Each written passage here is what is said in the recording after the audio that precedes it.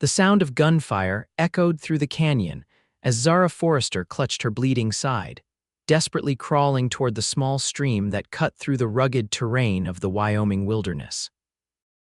It was 1878, and she had been running for what felt like an eternity from the men who had murdered her family, from the memories that haunted her, and from a God she believed had abandoned her completely. The sun beat down mercilessly on the dusty plains outside of Bonanza, Wyoming, a small but growing settlement nestled in the shadow of the Bighorn Mountains. Zara's once fine dress was now torn and bloodied, her dark hair falling in wild tangles around her dirt-streaked face. She had been on her own for 3 weeks since the attack on her family's homestead, surviving on whatever she could scavenge, moving only at night, hiding during the day. At 22, Zara had already seen more than her fair share of hardship. Her family had moved west from Boston 5 years earlier, seeking the promise of free land and a fresh start. For a while, they had founded a modest home, good neighbors, and the beginnings of a prosperous cattle operation. Now, it was all gone, burned to the ground by a gang of rustlers who hadn't been content to just steal their livestock. Her fingers dug into the rocky soil as she pulled herself forward, the wound in her side sending white-hot pain through her body with each movement. She had been careless, venturing too close to the main trail in search of food. The bullet had only grazed her, but it was enough to slow her down, enough to make her wonder if this would be where her journey ended. Just a little further, she murmured to herself, her throat parched from thirst and the dry Wyoming air. The stream was just ahead, the glint of sunlight on water a beacon of hope. If she could just reach it, drink, clean her wound. The sound of hoofbeats froze her in place. Panic surged through her veins as she frantically looked for cover, but the sparse vegetation offered little sanctuary. The rider would be upon her in moments, and she had nowhere to hide. Zara's hand moved to the small knife tucked into her boot, the only weapon she had managed to salvage. It wasn't much, but she wouldn't go down without a fight. The horse appeared over the ridge, a magnificent chestnut stallion with a single white sock on its right foreleg. Its rider pulled back on the reins, bringing the animal to a halt as he spotted her. He was tall and broad-shouldered, his face partially obscured by the shadow cast by his wide-brimmed hat. Dust coated his worn leather vest and denim pants, and a revolver sat holstered at his hip. Zara braced herself, gripping the knife tightly as the stranger dismounted in one fluid motion. His boots kicked up small clouds of dust as he approached her cautiously, his hands held slightly away from his sides in a gesture meant to appear non-threatening. "Madam," his voice was deep but gentle, with a slight drawl that marked him as being from somewhere further south. "You're hurt." It wasn't a question. Zara's grip on her knife tightened as he drew closer, her breathing shallow and rapid. "Stay back," she warned, the tremble in her voice betraying her fear despite her best efforts to sound intimidating. The stranger stopped, respecting her space. Now that he was closer, Zara could see that he was younger than she'd initially thought, perhaps in his late 20s. His eyes were a striking blue against his sun-darkened skin, and a light stubble covered his strong jawline. "Name's Zachary Daniels," he said, slowly removing his hat to reveal thick, dark hair that curled slightly at the ends. "I don't mean you any harm. That's a nasty wound you've got there." Zara remained silent, her eyes darting between the man and his horse, calculating her chances of making it to the animal before he could stop her. As if reading her thoughts, Zachary took another step back. "I've got medical supplies in my saddlebag," he continued. "And food, clean water too. You look like you could use all three." "Why would you help me?" Zara finally spoke, her voice barely above a whisper. "Because you need it," he replied simply, as if that was all the reason anyone should require. For several long moments, Zara studied him, looking for any sign of deception. She had learned the hard way that kindness often came with hidden motives out here in the West. But there was something in Zachary's eyes, a steadiness, an honesty that made her want to believe him. Slowly, she lowered her knife. "Can you walk?" he asked. Zara attempted to stand but faltered, the wound in her side protesting violently. Before she could fall, Zachary was at her side, his strong arm supporting her weight. "Easy there," he murmured, his proximity making Zara tense despite his gentleness. Let me help you to the water. Then I'll tend to that wound. With his assistance, Zara made it to the stream's edge. The cool water was a blessing on her parched lips, and she drank deeply, unconcerned with manners or propriety. Zachary busied himself with retrieving his medical supplies, giving her a moment of privacy. "You got a name?" he asked casually as he returned with a small leather kit and a canteen. Zara hesitated. Names had power, and she wasn't ready to give hers away just yet. "Does it matter?" Zachary shrugged. "Suppose not. But I'd rather call you something other than madam if we're going to be traveling together." "Traveling together?" Zara's voice rose in surprise. "I never agreed to that." "No offense, but you're in no condition to be out here alone," Zachary replied, opening his kit to reveal an assortment of bandages, a small bottle of whiskey and a needle and thread. "And whoever put that bullet in your side might still be looking for you." Zara fell silent at that, knowing he was right. The men who had attacked her family's homestead had made it clear they wouldn't leave witnesses. She had only escaped by hiding in the root cellar while they burned the house above her, listening to the screams of her parents and younger brother until there was nothing but the crackling of flames. "It needs cleaning," Zachary said, gesturing to her wound. "This will hurt."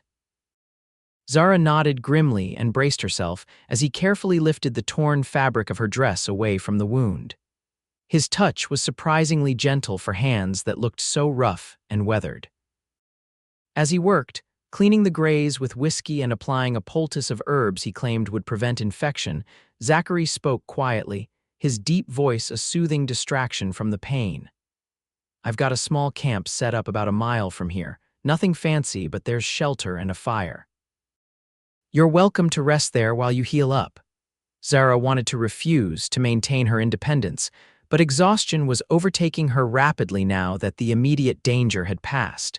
She had been running for so long, constantly looking over her shoulder. The prospect of a safe place to rest, even temporarily, was too tempting to resist. "Why are you helping me?" she asked again, needing to understand his motivation. Zachary finished bandaging her side before answering. His eyes met hers, and there was a depth of understanding in them that caught her off guard. "Because I know what it's like to be alone out here," he said simply. "To feel like the whole world's against you, nobody should have to face that by themselves." Something in his words resonated with Zara, striking a chord deep within her wounded heart. Still, she remained cautious. "I can't pay you," she warned. A small smile tugged at the corner of Zachary's mouth. "Didn't ask for payment." He helped her to her feet and led her to his horse. "Can you ride?" Zara nodded. She had grown up riding in Boston and had become even more proficient since moving west. Zachary lifted her onto the saddle with ease, his strong hands respectful as they steadied her. He then took the reins and began leading the horse on foot, apparently content to walk the mile to his camp rather than ride double with a woman he'd just met, a courtesy that Zara appreciated. As they traveled, Zara found herself studying Zachary's back. He moved with the easy confidence of a man accustomed to the harsh realities of frontier life, yet there was a gentleness to him that seemed at odds with the rugged environment.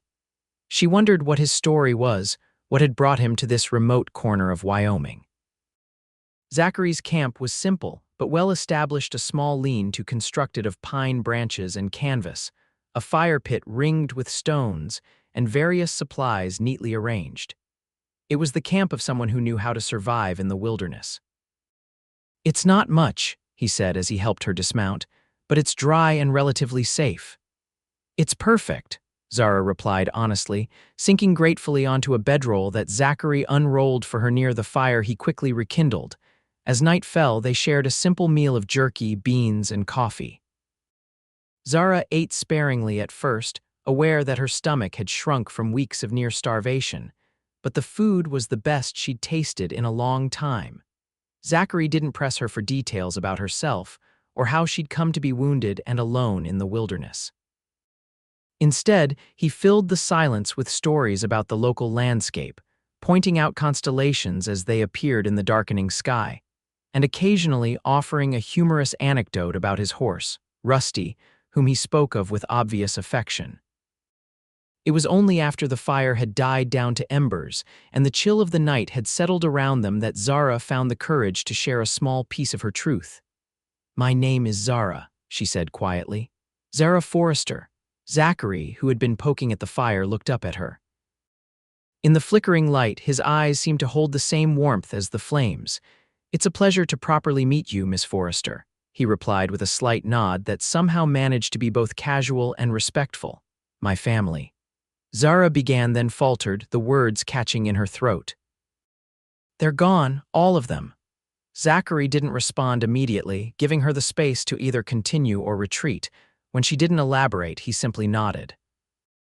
"I'm sorry for your loss," he said, and there was a sincerity in his voice that told Zara he understood grief in a way that went beyond mere sympathy. "I should be sleeping," Zara said abruptly, suddenly uncomfortable with the vulnerability she had shown. "Of course," Zachary agreed easily. "You take the lean-to. I'll sleep out here by the fire."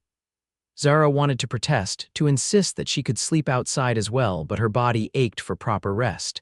She nodded gratefully and retreated to the makeshift shelter, wrapping herself in the blanket Zachary had provided.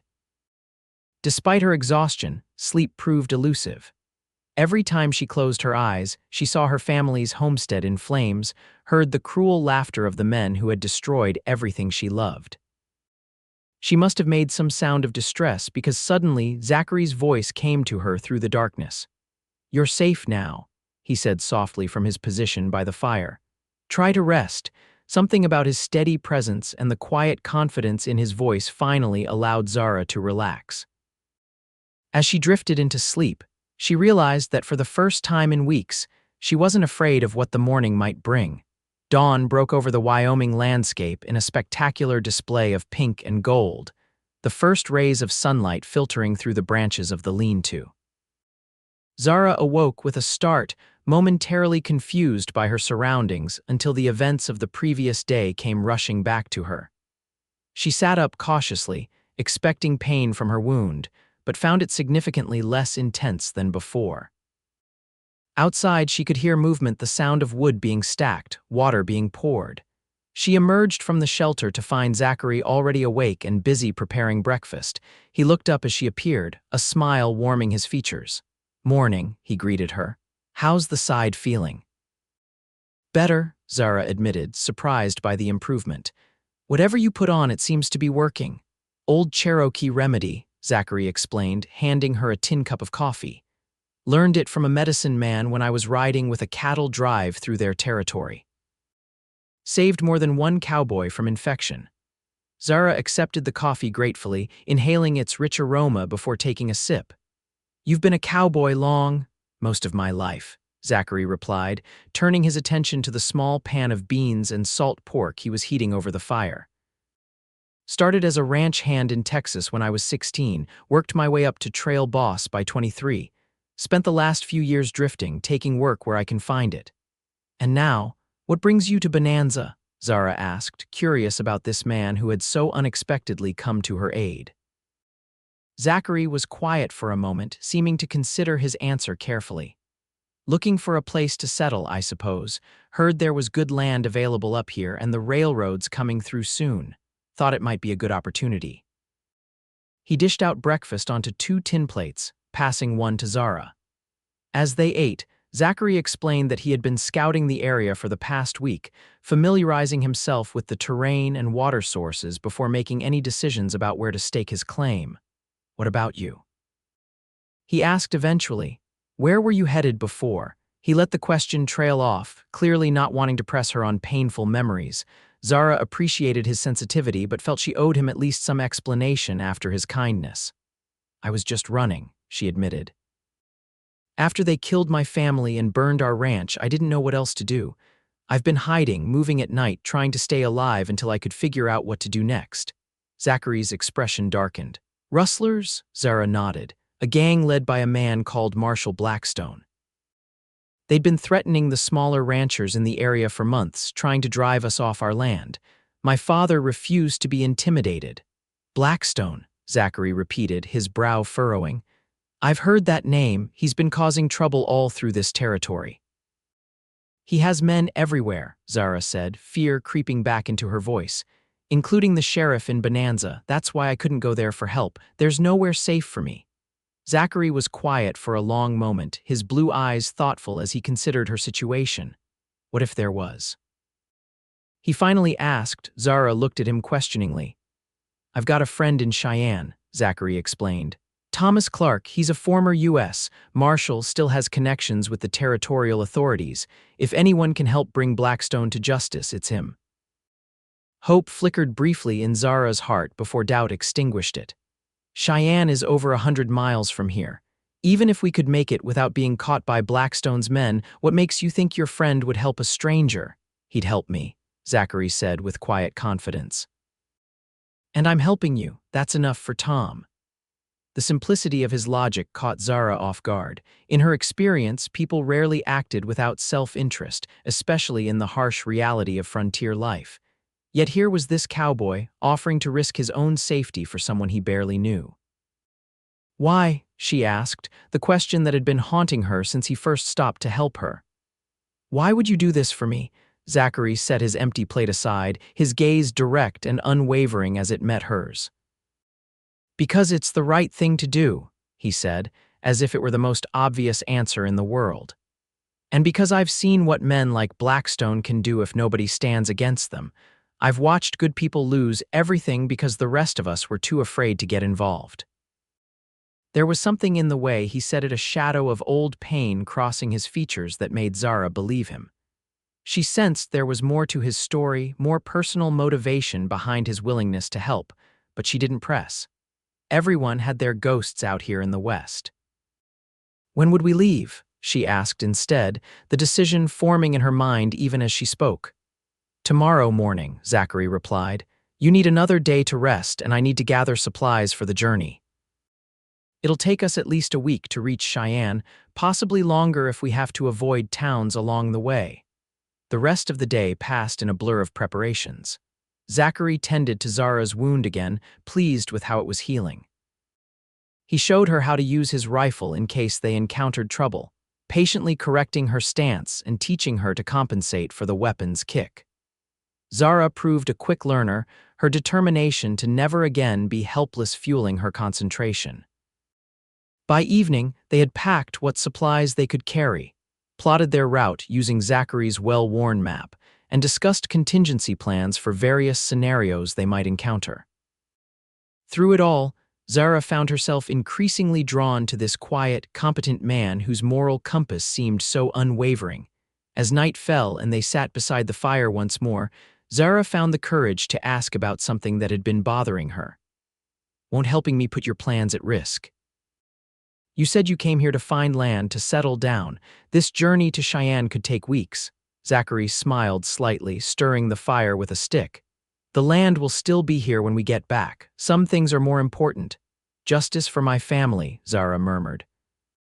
That, Zachary agreed, and making sure you get the chance to build a life after everything you've lost. Everyone deserves that opportunity. His words touched something deep within Zara, a place that had been numb since the attack. For the first time, she allowed herself to imagine a future beyond mere survival, a future where she might find happiness again, might build something new from the ashes of her past. Thank you, she said softly, the simple phrase inadequate for the gratitude she felt. Zachary just nodded, understanding in his eyes. That night, as she lay in the lean-to listening to the night sounds of the Wyoming wilderness, Zara realized that the crushing sense of isolation that had been her constant companion for weeks had begun to lift. She wasn't alone anymore. Morning came with a sense of purpose and renewed determination. Zara emerged from the shelter to find Zachary already saddling Rusty, securing their supplies in the saddlebags with efficient movements. I found some clothes that might fit you better for traveling, he said, gesturing to a bundle near the fire. Old things I keep for emergencies. They're men's clothes, but they'll be more practical than that dress. Zara examined the offering, a faded blue work shirt, denim pants, and a weathered leather vest. They would indeed be more suitable for the journey ahead than her tattered dress. Thank you, she said, taking the bundle gratefully. I'll change while you finish with the horse. Zachary nodded and tactfully busied himself with final preparations on the far side of the camp, giving Zara privacy to change. The clothes were loose but comfortable, and when she cinched the pants with a belt and rolled up the sleeves of the shirt, they served well enough. Zachary had even included a bandana that she could use to tie back her hair. When she emerged from behind the lean-to in her new attire, Zachary glanced up, a look of approval crossing his features before he quickly averted his eyes, a hint of color rising in his cheeks. "Much better for riding," he commented, his voice carefully neutral. They broke camp efficiently, leaving little trace of their presence. Zachary helped Zara mount Rusty, then swung up behind her. The proximity was unavoidable. The horse couldn't carry double for long stretches, so they would need to alternate riding and walking. But for the first few miles at least, they would ride together to cover ground quickly.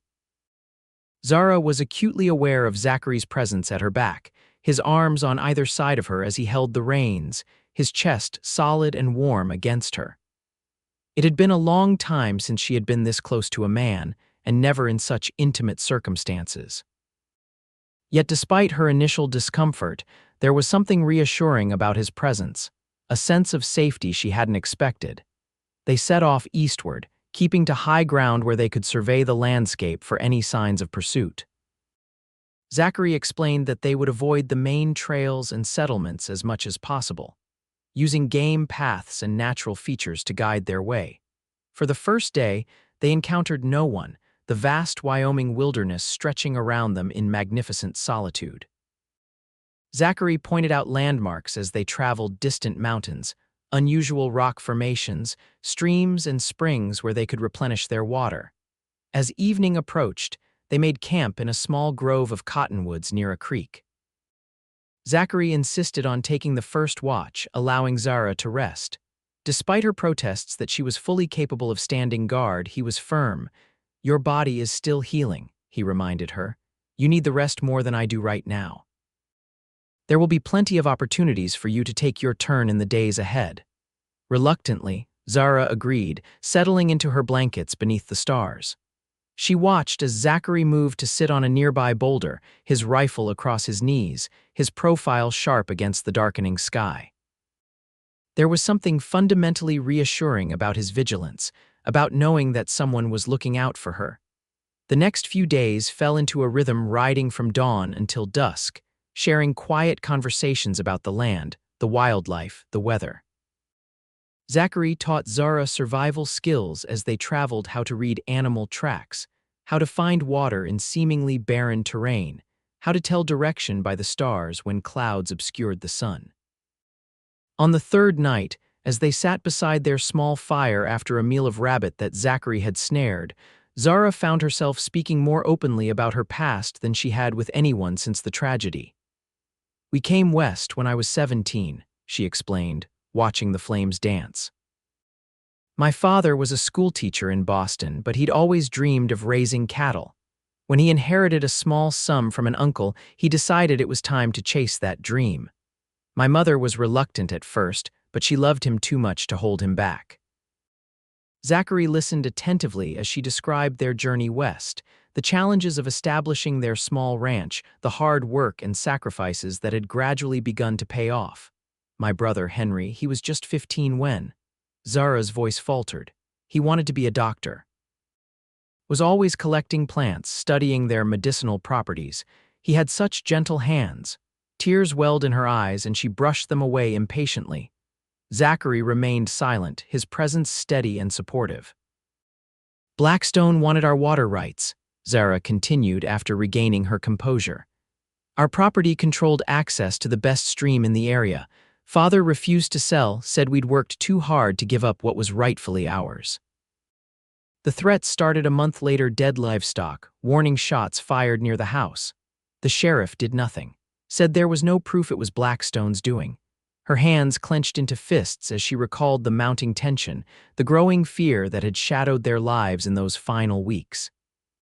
When they came, it was just after dawn, 6 men on horseback, Blackstone leading them. They didn't even try to hide their faces. They knew no one would hold them accountable. Zachary's jaw tightened, but he remained silent, allowing her to tell her story in her own way. My father tried to reason with them first, then reached for his shotgun when he realized they weren't there to talk. They gunned him down on our front porch. Zara's voice had gone flat, emotionless, as if the only way she could relate these events was to distance herself from the pain they caused. My mother started screaming. They shot her next. Henry tried to run. They chased him down like an animal. She took a shuddering breath. I was in the root cellar getting preserves for breakfast. When I heard the shots, I hid. I could see through the cracks in the floor, could see everything.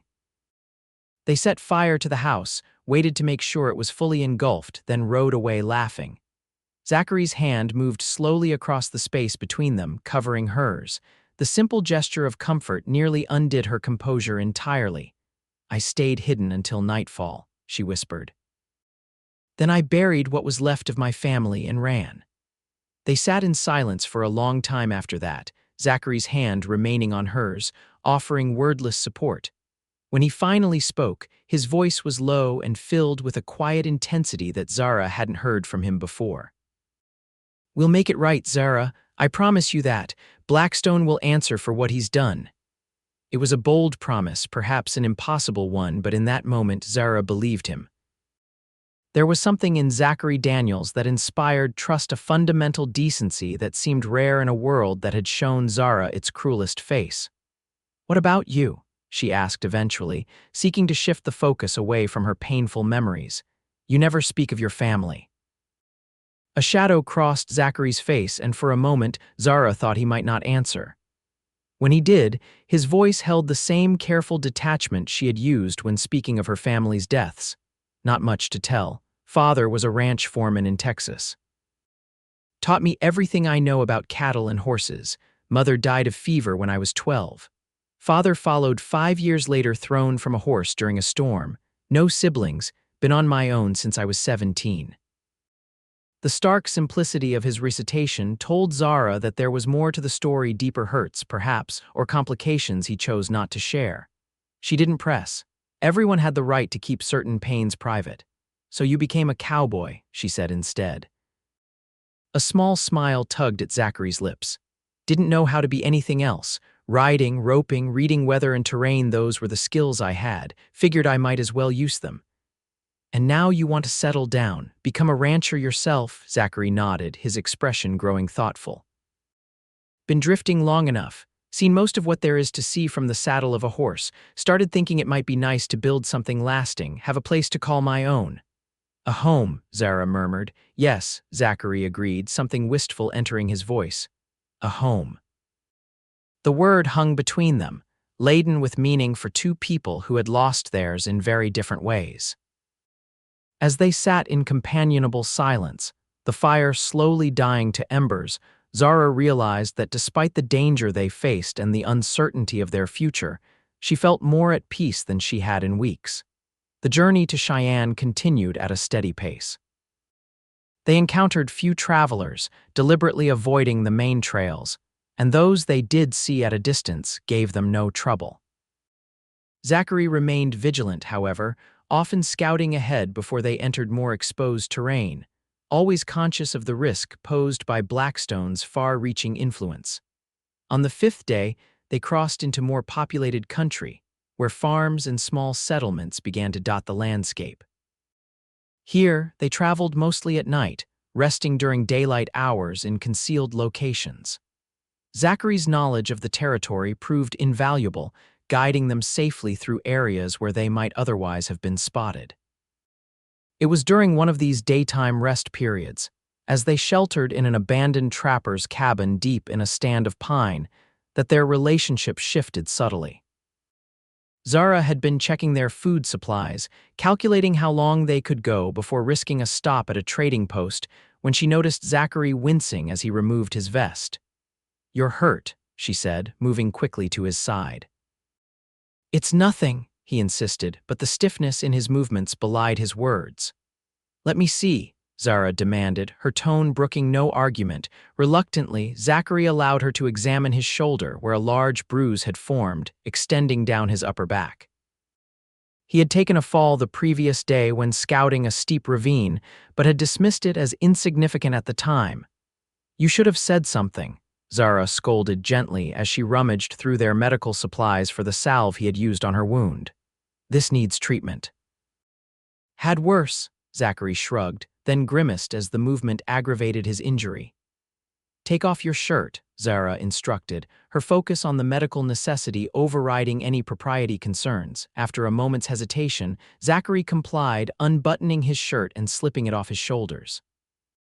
Zara tried to maintain a clinical detachment as she surveyed his torso lean and muscled from years of physical labor. Bronzed by the sun, except for a few pale scars that told their own stories of past injuries.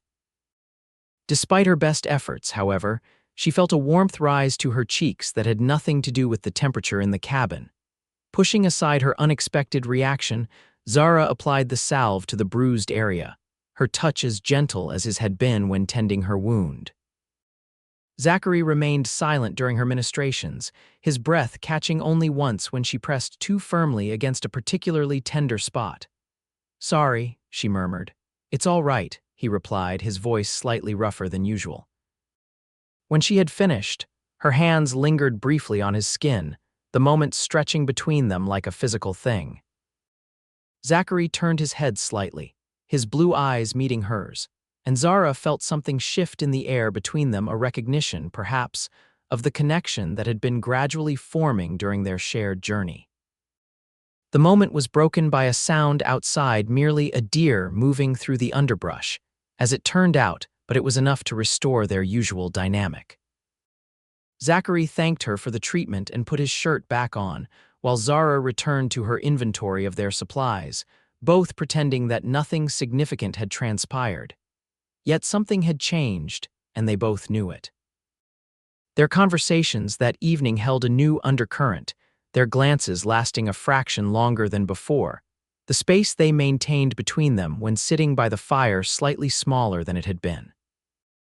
Neither of them acknowledged this shift explicitly, but it influenced their interactions in subtle ways as they continued their journey. Zachary became more protective, if that were possible, while Zara found herself watching him when he wasn't looking, noting the grace with which he moved, the thoughtfulness that informed his decisions, the quiet strength that seemed to radiate from him.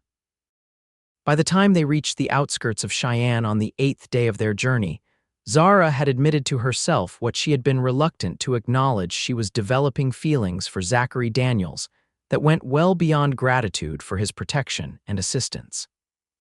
Cheyenne in 1878 was a bustling frontier town, its growth accelerated by the Union Pacific Railroad that had arrived a decade earlier. Streets that had once been dusty paths between crude wooden structures now boasted substantial buildings of brick and stone.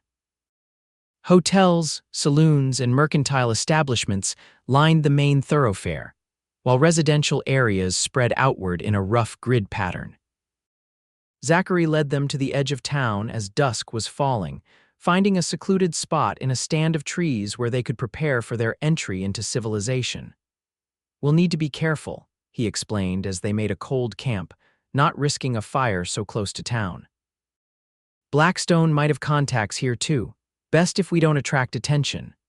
From his saddlebag, he produced a simple dress and shawl that he had purchased from a farmer's wife 2 days earlier when he had ventured alone to a small homestead to replenish their supplies. The dress was plain but clean, practical for a frontier town without drawing undue notice. "Thought you might want this for town," he said, offering the garment to Zara with an almost shy gesture. "Might be less conspicuous than men's clothing." Touched by his thoughtfulness, Zara accepted the dress. "Thank you. It's perfect." She changed behind a screen of bushes, grateful to be in proper women's clothing again despite the practicality of the men's attire she had been wearing. When she emerged, Zachary had also made efforts to improve his appearance, having shaved his trail stubble and donned a clean shirt.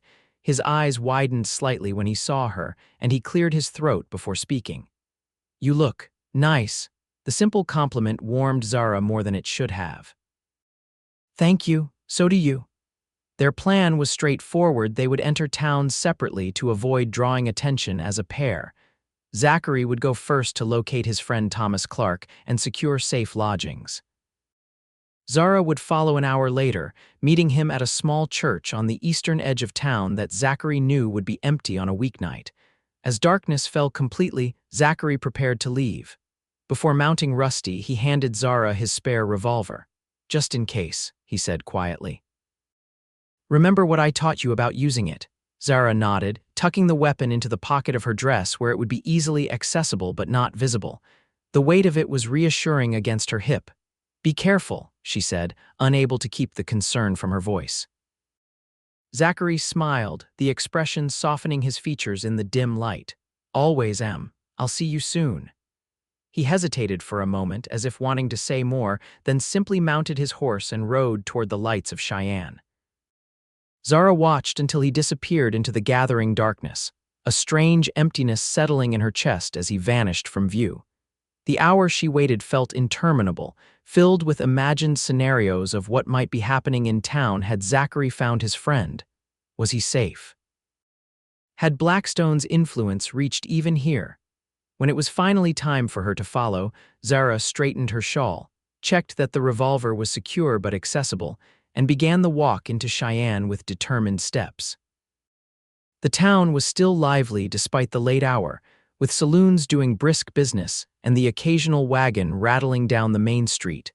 Zara kept her head down, avoiding eye contact with passers-by as she navigated toward the church Zachary had described.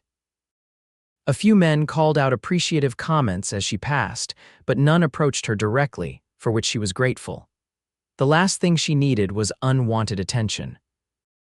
The church was exactly where Zachary had said it would be, a small, whitewashed building with a modest steeple, set slightly apart from the surrounding structures. As Zara approached, she noticed a figure standing in the shadows beside the building. Her hand moved to her pocket, fingers closing around the revolver's grip, but then the figure stepped forward into a shaft of moonlight and relief flooded through her as she recognized Zachary. "Any trouble?" he asked quietly as she reached him. Zara shook her head. "None." "Did you find your friend?"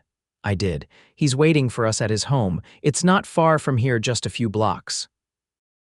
As they walked through the darkened streets, Zachary explained in hushed tones that Thomas Clark now worked as a legal advisor for the territorial government, having retired from his position as a U.S. Marshal due to a leg injury sustained in the line of duty.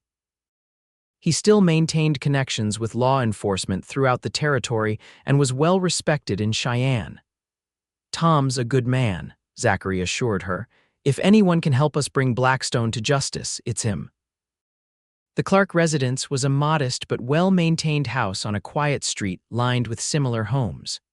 A warm light glowed from the windows, and smoke curled from the chimney, promising warmth and comfort after days of rough trail living. Thomas Clark himself opened the door at Zachary's knock. He was older than Zara had expected, perhaps in his mid-50s, with iron-gray hair and a neatly trimmed beard.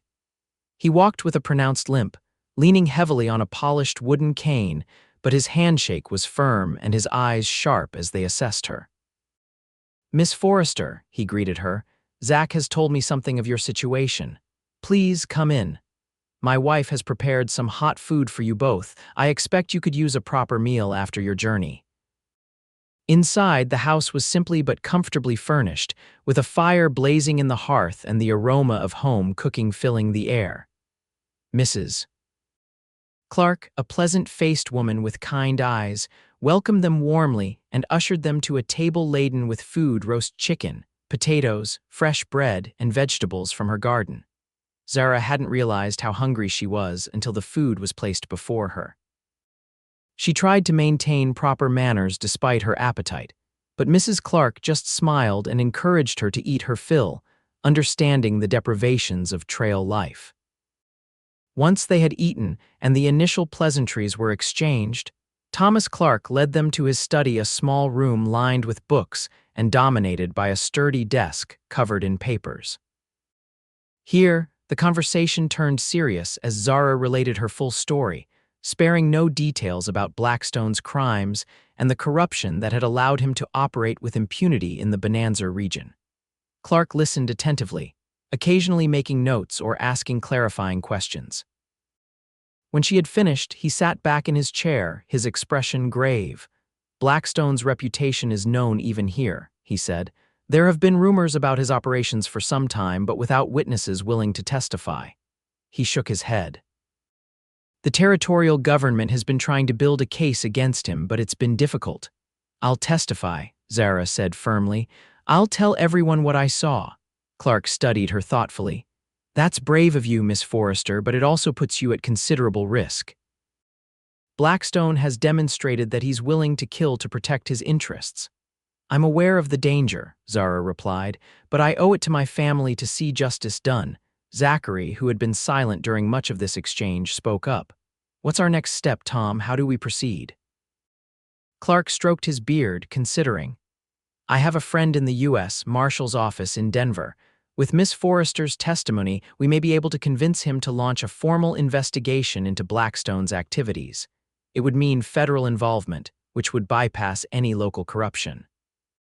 "How long would that take?" Zachary asked. "To get the investigation started, perhaps a week or two to gather enough evidence for arrests. That could be a month or more." Clark looked apologetically at Zara. "Justice moves slowly, I'm afraid, even in clear cases like this." "A month," Zara repeated, her heart sinking at the thought of such a delay. Every day that passed was another day Blackstone remained free, potentially harming other families as he had harmed hers. Seeing her distress, Clark added, "In the meantime, you'll be safe here in Cheyenne. My home is at your disposal for as long as necessary, and I have friends in the local law enforcement who can ensure your protection." "Thank you," Zara said sincerely, though the prospect of weeks of waiting weighed heavily on her spirit. After further discussion of logistics and strategies, Mrs. Clark showed Zara to a guest room, a luxury after so many nights sleeping on the ground. The bed, with its clean sheets and soft mattress, seemed almost too comfortable after her recent experiences. Before retiring, Zara sought out Zachary, finding him on the small porch at the rear of the house, gazing up at the stars. "What happens now?" she asked, joining him at the railing. Zachary glanced at her, his expression difficult to read in the dim light. "We wait, I suppose. Let Tom work through the proper channels. It's the safest approach." "And what about you?" Zara pressed. "Will you stay too, or will you return to Bonanza to look for your land?" It was the question that had been lingering in her mind since they'd arrived in Cheyenne. What would Zachary do now that he had delivered her safely to his friend? His mission was accomplished. He had no obligation to remain. Zachary was quiet for a long moment before answering. "I'll stay," he said simply. "At least until we know you're safe, that Blackstone will face justice." Relief flooded through Zara at his words. "I wouldn't blame you if you wanted to go back. You've already done more than I could have ever asked." Zachary turned to face her fully, his blue eyes serious in the moonlight. "I gave you my word that I'd help you see this through. I don't break my promises, Zara." The way he said her name with a gentle emphasis that made it sound like something precious sent a warmth spreading through her chest. Without thinking, she reached out and took his hand, her fingers lacing with his. "Thank you," she whispered, "for everything." Zachary's gaze dropped to their joined hands, then lifted back to her face. Something passed between them in that moment, an acknowledgement of the connection that had been growing between them. A recognition of possibilities neither had dared to voice aloud. Before either could speak, however, Mrs. Clark called from inside the house, asking if they needed anything before she retired for the night. The moment broken, Zara reluctantly released Zachary's hand and stepped back. "Good night, Zachary," she said softly. "Good night, Zara," he replied, his voice equally gentle. "Sleep well." As Zara lay in the unfamiliar comfort of a proper bed that night, her thoughts weren't on Blackstone or justice, or even her lost family.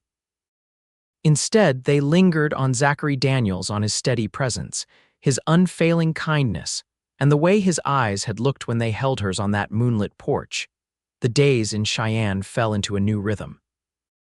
Thomas Clark worked diligently to communicate with his contacts in Denver, building the case against Blackstone and arranging for federal investigators to interview Zara. Meanwhile, Mrs. Clark took Zara under her wing, providing her with additional clothing and introducing her to trusted friends in the community. Zachary remained a constant presence, though he found ways to make himself useful rather than idle away the time. He assisted Thomas with errands, helped Mrs. Clark with household repairs, and even took on some work at the local livery stable to earn extra money. Each evening, however, he returned to the Clark home, where he and Zara would often sit on the back porch after dinner, talking well into the night. During these conversations, their personal histories unfolded gradually, each sharing pieces of their past that they had previously kept private. Zachary spoke of his dreams for the future, a modest ranch where he could raise quality horses, perhaps some cattle as well. Zara shared memories of her family in happier times. The pain of recollection eased somewhat by the simple act of speaking their names aloud to someone who listened with genuine interest. A week into their stay, Thomas Clark received word from Denver that a U.S. Marshal named Richard Hollister would be arriving in Cheyenne within days to take Zara's official statement and begin coordinating the investigation into Blackstone's operations. "This is good news," Clark assured them over breakfast. "Hollister is one of the best, thorough, incorruptible, and tenacious when he's on a case. If anyone can bring Blackstone down, it's him." Zara should have felt relieved by this development, but instead, she found herself increasingly anxious as the date of Hollister's arrival approached. The prospect of reliving her family's murders in formal testimony, of being scrutinized and questioned, filled her with dread.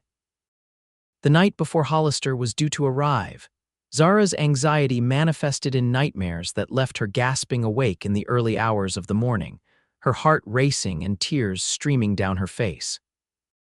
Unable to return to sleep, she wrapped a shawl around her shoulders and made her way quietly downstairs, intending to sit by the dying embers in the fireplace until dawn. To her surprise, she found Zachary already there, staring thoughtfully into the glowing coals. He looked up at her entrance, concern immediately crossing his features when he saw her tear-streaked face. "Zara, what's wrong?" "Bad dreams," she admitted, embarrassed by her obvious distress. "I'm sorry if I disturbed you." "You didn't," he assured her, making room for her beside him on the small sofa. "Couldn't sleep myself." Zara sat beside him, drawing comfort from his proximity. They remained silent for a while, watching the last embers pulse with fading light. "I'm afraid," Zara finally confessed, her voice barely above a whisper.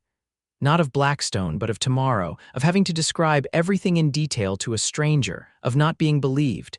Zachary turned to look at her, his expression earnest in the dim light. "Hollister will believe you. Tom says he's a good man, fair and just, and I'll be right there with you if you want me to be." The simple offer of support meant more to Zara than she could express. Impulsively, she leaned against him, resting her head on his shoulder. After a brief hesitation, Zachary's arm came around her, holding her gently against his side. "What if it's not enough?" she whispered. "What if, even with my testimony, Blackstone goes free? What if there's no justice for my family after all?" Zachary was quiet for a moment before responding. "I can't promise you that everything will work out exactly as we hope, but I can promise you that you won't face any of it alone. Whatever happens, I'll be there." The conviction in his voice made Zara believe him.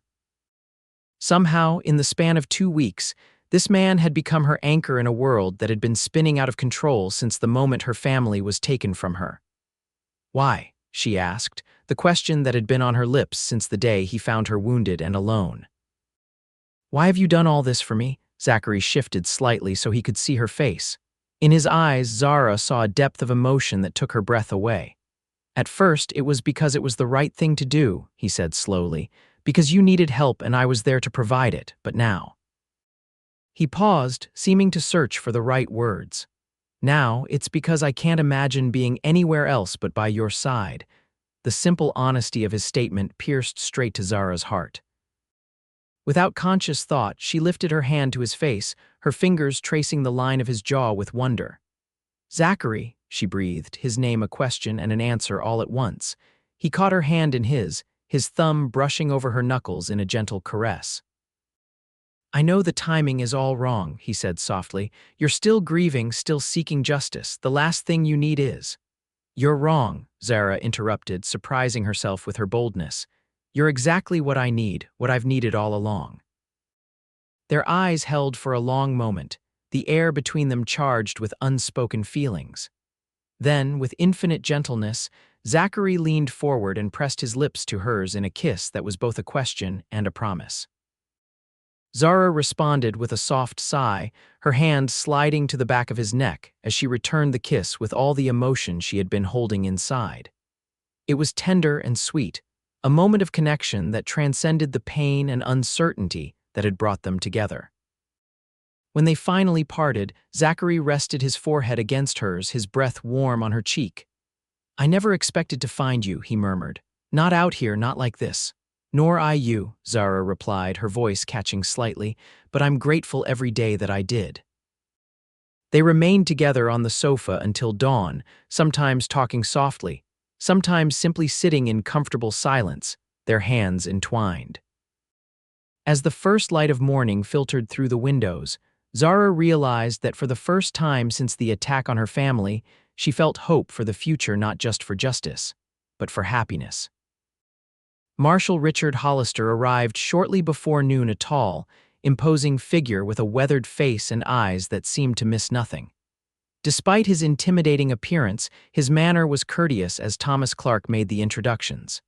"Miss Forrester," he greeted Zara with a respectful nod. "I understand you've been through a terrible ordeal. I appreciate your willingness to provide testimony." The formal interview took place in Clark's study, with Clark present as a legal advisor and Zachary standing silently by the door at Zara's request. Hollister's questioning was thorough but not unkind, his tone matter-of-fact as he guided Zara through her account of the events leading up to and including the attack on her family. Zachary watched with quiet admiration as Zara maintained her composure throughout, her voice steady even when describing the most horrific details. Only the whiteness of her knuckles as she gripped the arms of her chair betrayed the emotional toll the recounting was taking on her.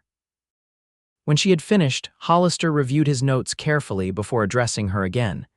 "You've provided excellent testimony, Miss Forrester, clear, detailed, and consistent. It will be invaluable to our case. What happens next?" Zara asked, relief evident in her voice now that the ordeal of the interview was behind her. "I'll return to Denver tomorrow to begin organizing a task force," Hollister explained. "We'll need to gather additional evidence, interview other potential witnesses, and coordinate with trusted law enforcement officials in the Bonanza area. Once we have sufficient evidence, we'll obtain federal warrants for Blackstone and his associates. How long will all of that take?" Zachary asked from his position by the door. Hollister glanced at him, his expression frank.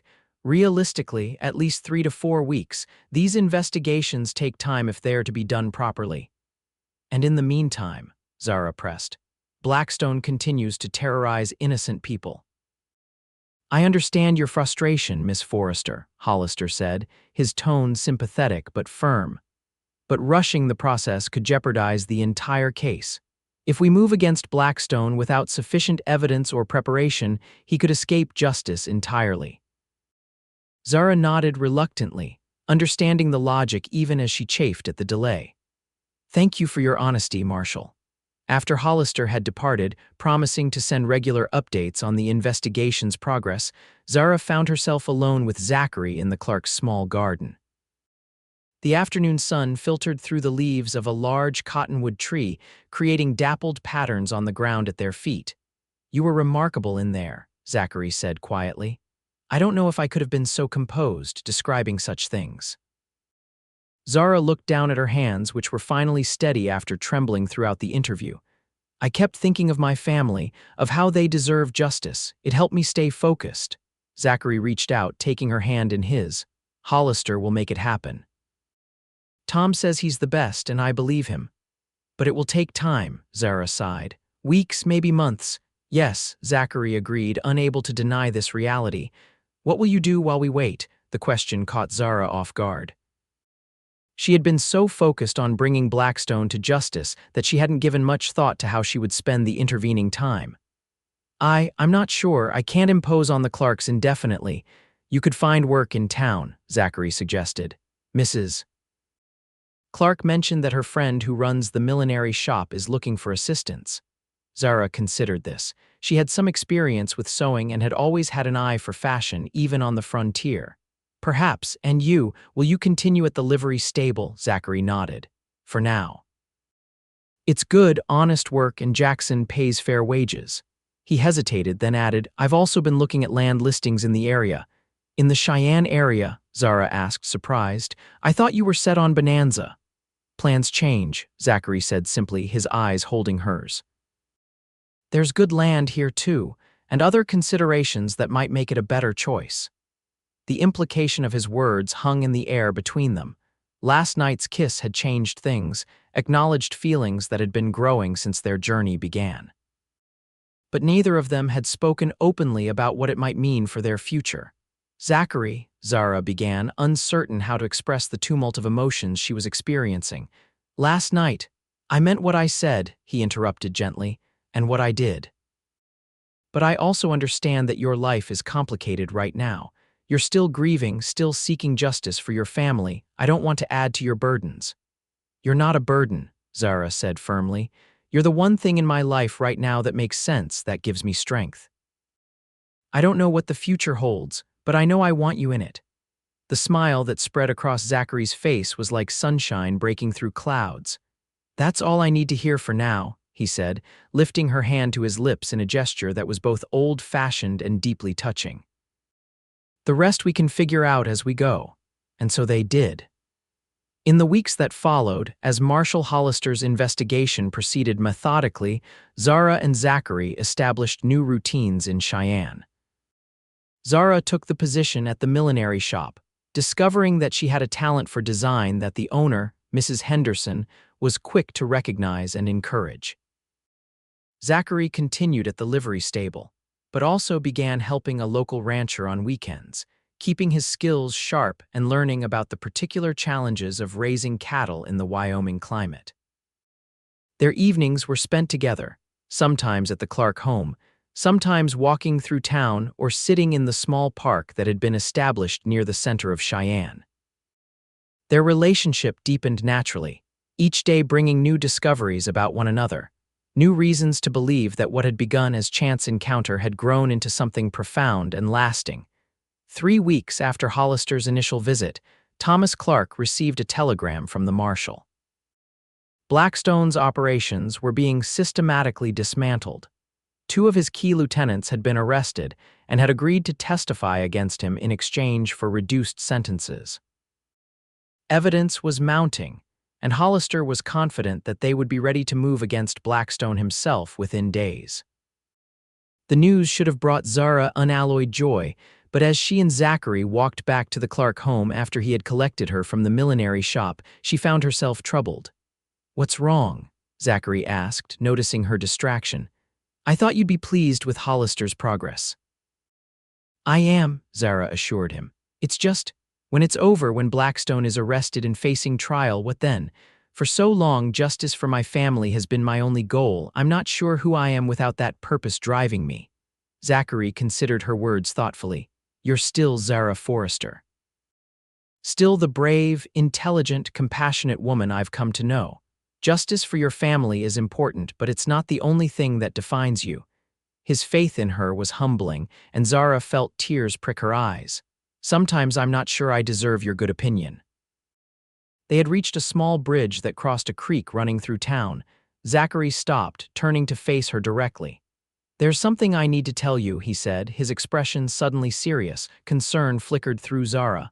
"What is it?" Zachary took a deep breath. "I've been offered a job, a good one. Jackson at the livery stable has a brother who owns a horse ranch about 20 miles east of town. He needs a foreman, someone who knows horses and can help him expand his operation.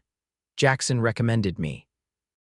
"That's wonderful," Zara said sincerely, though she couldn't help wondering what it would mean for them. "When would you start?" "That's just it," Zachary continued. "The job comes with a small house on the property, nothing fancy but solid and well-built, room enough for a family eventually." He paused, his eyes searching hers. "I told Jackson I needed to discuss it with you before giving his brother an answer." Zara's heart skipped a beat. "With me? Why?" Zachary took her hands in his expression more vulnerable than she had ever seen it. Because I don't want to accept a position, build a life, without knowing if there's a place for you in it, if that's something you might want. The implication of his words took Zara's breath away. Are you asking me to marry me? Zachary finished for her, a smile tugging at the corners of his mouth despite his evident nervousness. Yes, I suppose I am. Not very elegantly, I'm afraid. I had planned something more romantic, but… Zara cut him off by stepping forward and kissing him, her hands moving to frame his face. When she pulled back, her eyes were shining with tears and her smile was radiant. Yes, she said simply. Yes, I will marry you, Zachary Daniels. The joy that spread across his features was beautiful to behold. He wrapped his arms around her waist, lifting her off her feet in an exuberant embrace before setting her down and kissing her again, heedless of the few passers-by who witnessed their display of affection. When they finally parted, breathless and laughing, Zachary pressed his forehead to hers. I don't have a ring yet, he admitted, but I promise to get you one as soon as I can. I don't need a ring, Zara assured him. Just you. They walked back to the Clark home hand in hand, their happiness evident in every step. Mrs. Clark took one look at their faces when they entered and immediately guessed what had transpired. Well, it's about time, she declared, embracing them both warmly. Thomas and I were beginning to wonder if you two would ever come to your senses. Thomas Clark was equally pleased when he returned home and heard their news. I couldn't ask for a better man for Zara, he told Zachary, clapping him on the shoulder. You're one of the good ones, Zach. That evening, as they sat on the back porch watching the sunset, Zara found herself contemplating how much her life had changed in the span of just a few short weeks. From the depths of grief and despair, she had found her way to a future filled with promise and love. What are you thinking? Zachary asked softly, his arm around her shoulders as they sat side by side on the porch swing. Zara leaned her head against him, taking comfort in his solid presence. About how strange life can be, how the worst moments can sometimes lead to the best. How so? If my family hadn't been killed, Zara explained, her voice steady despite the painful subject, I would never have been running for my life, would never have been wounded and alone in that canyon, would never have met you. Zachary tightened his arm around her. I wish there had been another way for our paths to cross, one that didn't cause you so much pain. So do I, Zara admitted, but since that can't be changed, I'm choosing to see you as the light that came from my darkness, the blessing that followed my tragedy. Zachary was quiet for a moment, seeming to struggle with his response. When he finally spoke, his voice was thick with emotion. I'll spend my life trying to be worthy of that view, to make sure you never regret choosing me. Zara turned in his arms so she could look directly into his eyes. I could never regret choosing you. You saved me in more ways than you know. 4 days later, the telegram arrived that they had been waiting for. Marshal Hollister and his deputies had arrested Marshal Blackstone at his ranch headquarters.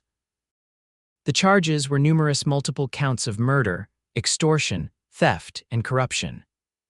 The evidence was overwhelming, with multiple witnesses coming forward once they realized that federal authorities were involved and that local corruption would not protect Blackstone.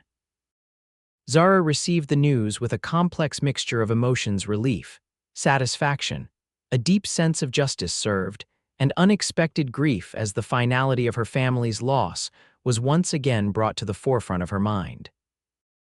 That evening, she found herself drawn to the small church where she and Zachary had reunited on their first night in Cheyenne. The building was empty at this hour, the last rays of sunset filtering through the simple stained glass windows, casting colorful patterns on the wooden pews. Zara sat in the back row, not praying exactly but thinking of her family, hoping that somehow they knew that justice would be done in their names. She had been raised with faith, though the events of recent months had strained her belief in a benevolent God. How could a loving deity allow such senseless cruelty? She was so lost in thought that she didn't hear the door open, didn't realize she was no longer alone until Zachary sat down beside her.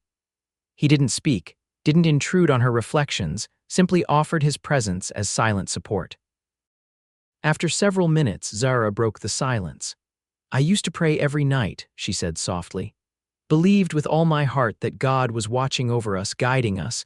Then Blackstone came, and my family died despite their goodness, despite my prayers. And I thought. She paused, the words difficult to voice aloud. I thought God had forgotten me, that I was alone in a world without meaning or justice. Zachary took her hand gently, his thumb stroking over her knuckles in a soothing rhythm. I can understand why you felt that way, he said quietly.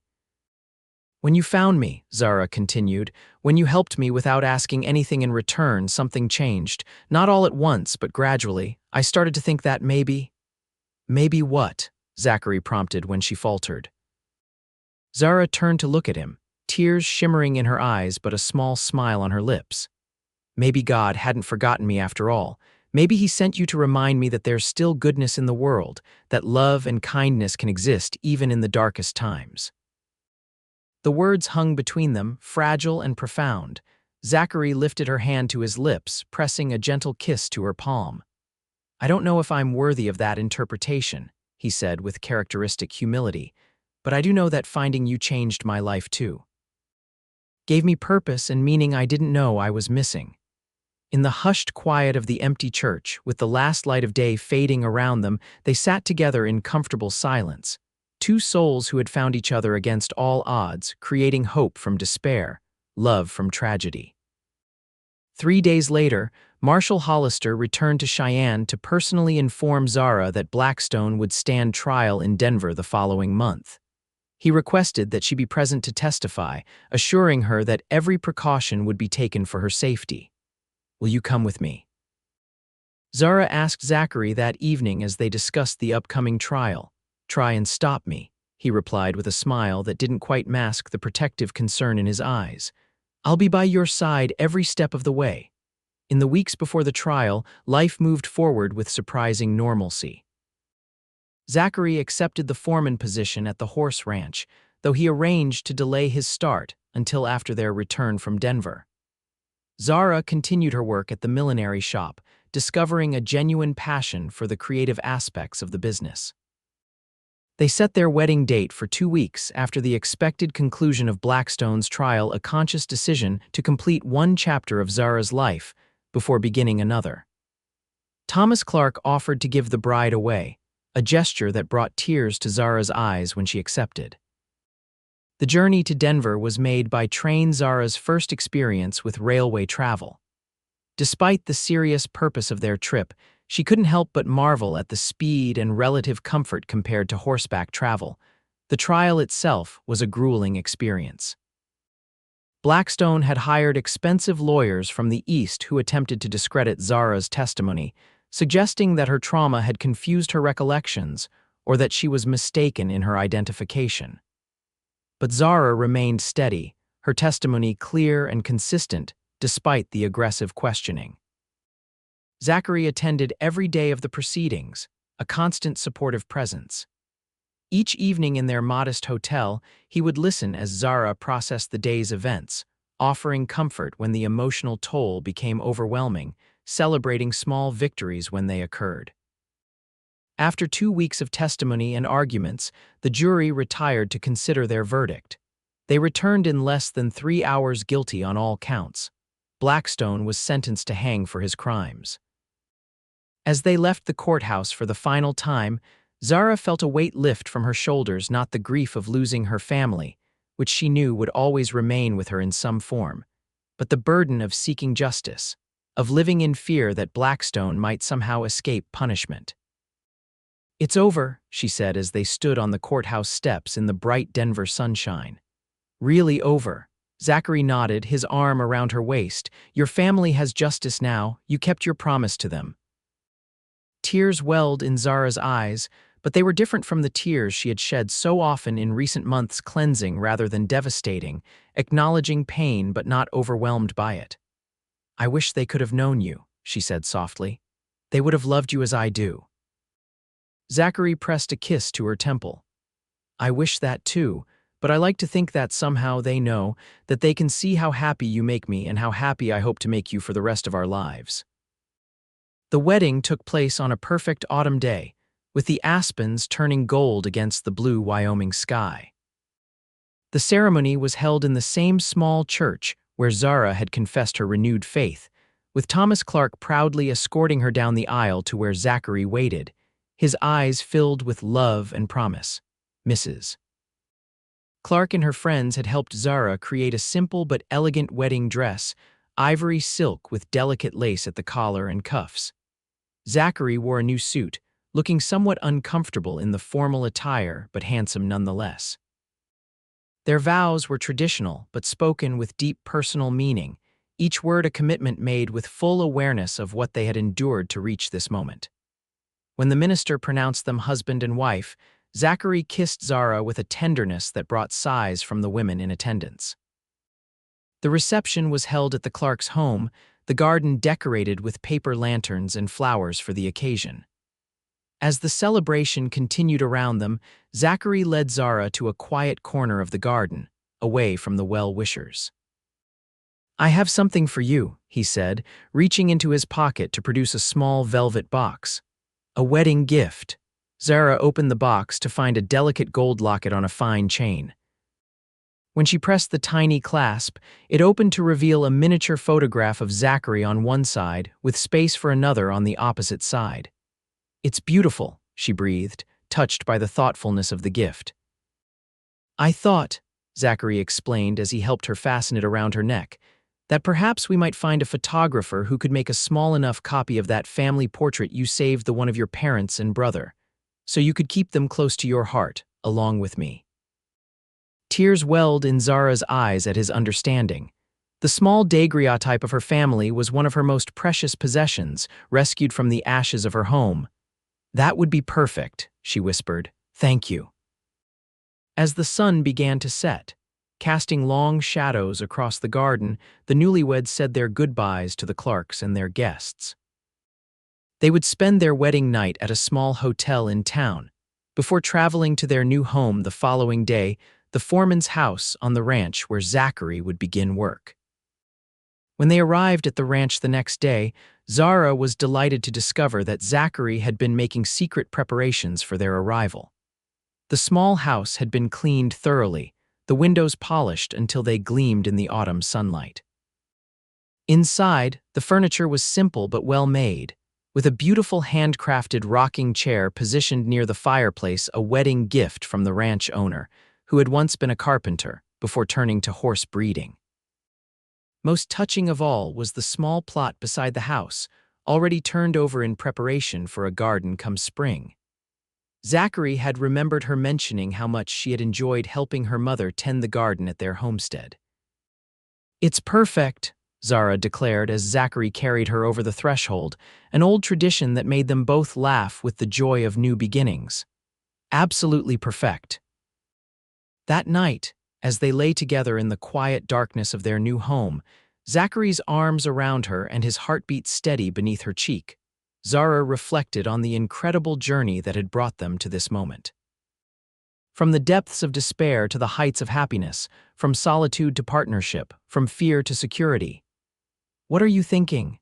Zachary asked softly, his fingers tracing gentle patterns on her bare shoulder. Zara propped herself up on one elbow so she could see his face in the moonlight streaming through the window. "I was thinking about the day you found me, how close I came to giving up."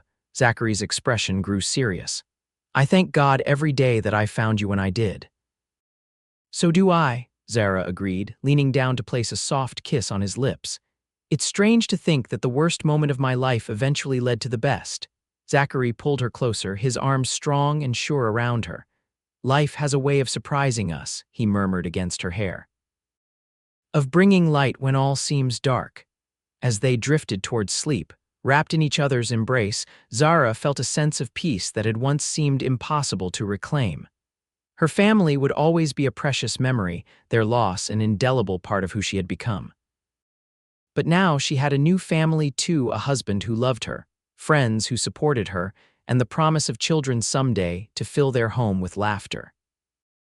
The journey had been arduous, the pain at times unbearable, but as Zara Daniels fell asleep in her husband's arms on the first night of their married life, she knew with absolute certainty that she had found her way home.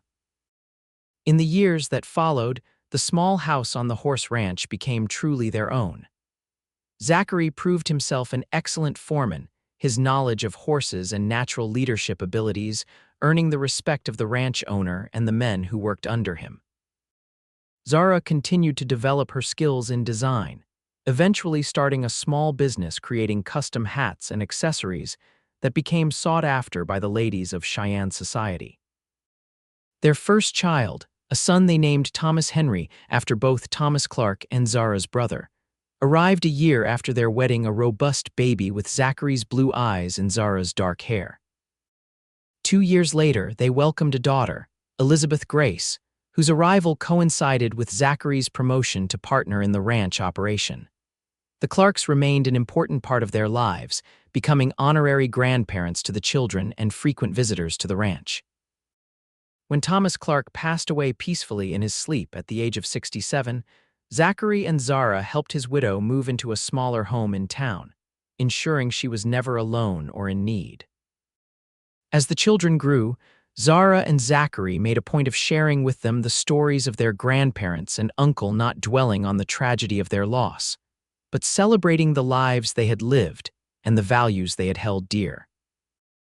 The family portrait, now residing in the locket Zachary had given Zara on their wedding day, became a tangible link to a past that, while painful, was an important part of their family history.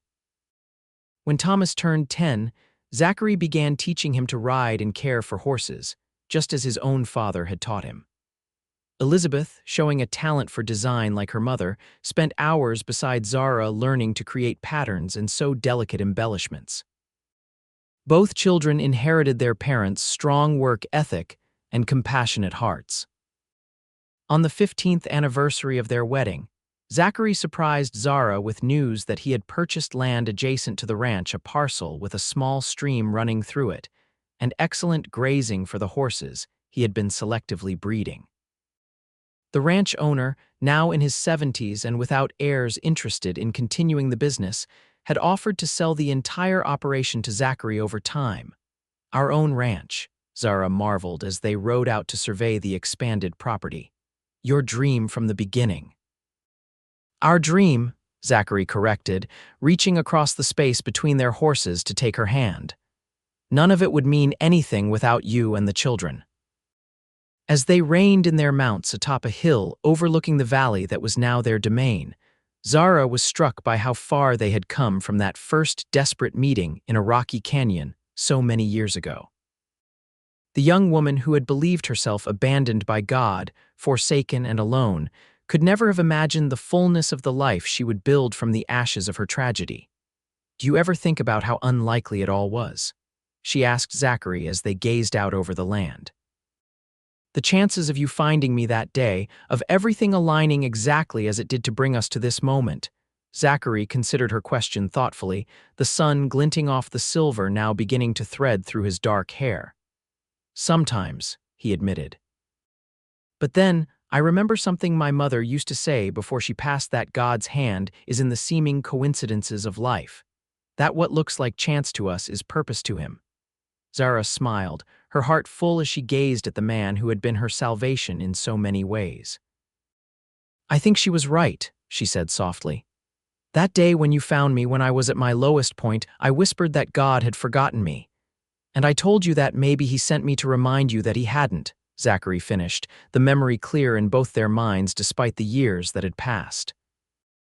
"You were right," Zara said simply, "about that and so many other things." As they rode back toward the ranch house, where their children would be waiting with eager stories of their day's adventures, Zara Daniels reflected on the mysterious ways in which life's greatest sorrows could lead to its greatest joys. The path had not been easy, the pain of loss never completely erased, but the love and family she had found with Zachary had given her life a richness and purpose she could never have foreseen in her darkest moments. In the end, she thought, that was the greatest blessing of all, not the absence of suffering, but the discovery that suffering need not have the final word. That love, resilience, and faith could transform even the deepest grief into a foundation for a life filled with meaning and joy. As they approached the ranch house, Thomas and Elizabeth ran out to greet them, their faces alight with excitement. Zachary dismounted first, then reached up to help Zara down, his hands strong and sure at her waist. Their eyes met in a moment of shared understanding before they turned to embrace their children, their hearts full with the knowledge that this life they had built together was more precious than anything they could have imagined on that fateful day, when a wounded young woman and a kind-hearted cowboy crossed paths in the vast Wyoming wilderness.